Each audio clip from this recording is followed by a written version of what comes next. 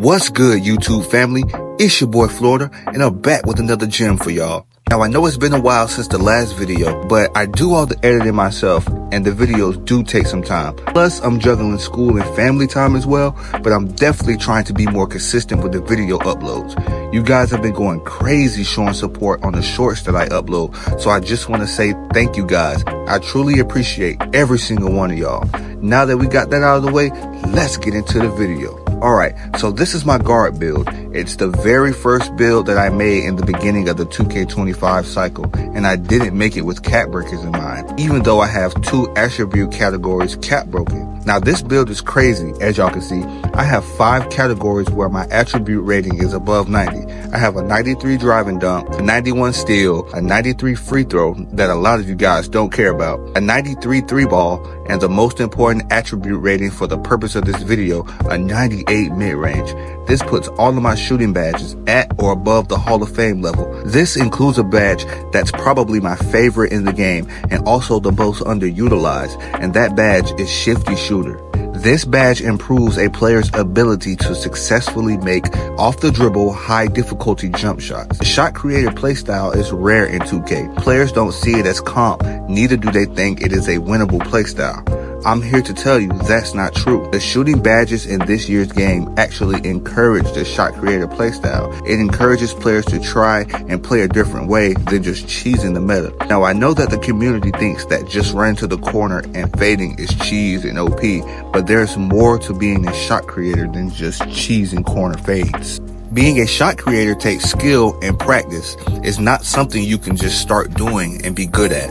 You have to know what type of shot to trigger, whether it's a step back, a dribble pull-up, or a leaning fade left or right. Knowing the space you need to perform these shots and mastering the shot timings. Having Shifty Shooter at its highest tier possible for your build is definitely beneficial. This badge triggers on every dribble pull-up, moving fade, or step back shot, whether it's from the mid-range or behind the three-point line. These shots are effective from all over the floor, not just out of the corner. I do not see many players taking advantage of the ability of this badge. Using Shifty Shooter in the mid-range is highly beneficial. It's great to have at the end of shot clocks or game clocks. When your teammates are getting boxed and throw you grenades when the shot clock is low, this is a great time to try and get Shifty Shooter to activate. Of course, that is if you are confident in shooting and aren't just going to hold the ball. I love this badge because I make so many daggers in park and in the rec. It's harder to guard and contest moving shots than it is to guard and contest catch and shoot shots. It's hard for players to defend something that they don't often see and aren't able to adjust to. With the way the RNG is affecting shooting this year, especially on catch and shoot wide open looks, the moving shots feel a lot more consistent this year. I fade from all over the floor, from behind the three-point line, mid-range, with Shifty Shooter. Moving shots off the dribble do not allow defenders to recover and affect your shot attempt. I don't have to try and peek or stop on a diamond shoot. I can just go straight into a shot with no wasted motion. And Shifty Shooter also activates off of go-to shots, which I don't see a lot of players utilizing this year. Now, I understand that the RNG in this game makes it difficult to shoot consistently. And trust me, RNG has hit me a few times in this game as well. I think that just lends to being able to switch up how you play, take smarter shots, have better shot selection, use a different array of movements. And I also understand I'm going to get the question or the statement in the comments about certain animations not working, certain animations working better than others, some animations are slow. You have to get in the lab, you have to practice and see which animations work best for you. You can't just go off of what you've seen somebody say on YouTube or what a popular content creator told you worked and doesn't work on YouTube. Get in the lab and see what's best for you. There are animations in the game that work. You just have to learn when and how to trigger them. And I think that's one of the problems with the 2K community, that the player base is scared of trial and error. Now, I understand it's a video game. A lot of us don't have time to just sit and master the game and be sweats at the game. But if you are going to play the game and you want to have fun, all it takes is just a little practice. And I understand that it's a video game, and most of the player base doesn't want to have to practice a video game. They want it to just be pick up and play and have fun. and I get it, but that's just not how the game is made. You have to go and practice these things. You have to get repetition. That's anything in life. You get better with repetition. So get in your my career, practice shots, practice movement. You can even go in your my court. If you have friends online, you can click one of your friends' name and connect to server.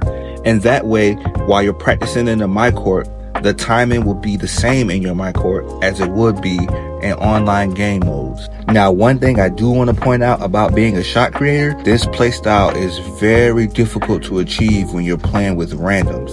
It's a lot easier when you're running with a squad because they know you are a shot creator. They know you're not going to make every shot, but they're fine with you taking the open shots because they're good shots.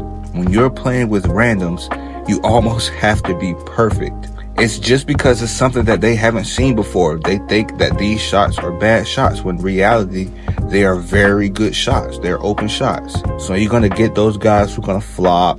You're going to get those guys who are going to call timeout on you. You're going to get those teammates who are not going to be willing to pass you the ball just because you're shooting fades. And that is okay. The more practice you get, the more repetition you get, the more comfortable you will get knowing how much space you have on the floor, which animations are going to trigger, and what shots to go to. Now, another thing about Shifty Shooter and the moving shots, and this is just my opinion and how I've noticed shots that I get on the court, is the shot contest system. I feel like the moving shots changes the shot contest system. If I'm fading away from a defender, it's going to be harder for them to get a really good shot contest. If I'm stepping back or moving away from the defender, the shot contest could probably go from tight to weak or go from weak to open. I'm not saying that's how the game operates. That's just me thinking logically. If a defender is harassing and bumping me and I shoot a step back or fade away from him, I should change the shot contest by creating an open space to get a shot off. But that's my take and experience with the Shifty Shooter badge so far this year. Once again, I want to thank you guys for showing so much support to the channel, so much support to the shorts. I'm going to try to be more consistent with these videos, but it's been your boy Florida, and I'm out.